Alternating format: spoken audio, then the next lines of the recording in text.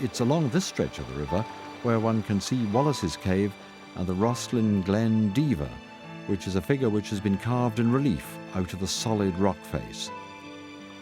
Lover's Leap is close by.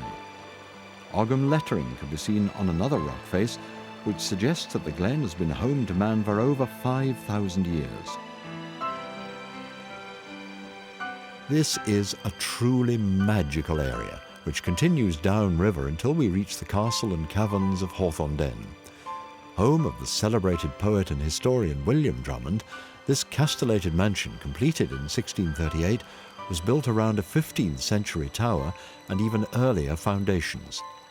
The house is built over a labyrinth of caves, which in earlier times provided many a persecuted Scot with refuge. Whilst Drummond was in residence at Hawthornden, he was visited by fellow poet Ben Jonson, who had travelled all the way from London. In his subsequent work, Jonson wrote, "Those who leave Scotland without seeing Hawthornden go without seeing a most romantic and picturesque scene." This was true 400 years ago, and happily for our generation, it is still true today, thanks to the preservation of Hawthornden by the Hawthornden Literary Foundation, which also helped the Esk Valley Trust to purchase the adjacent natural woodland known as the Hewans.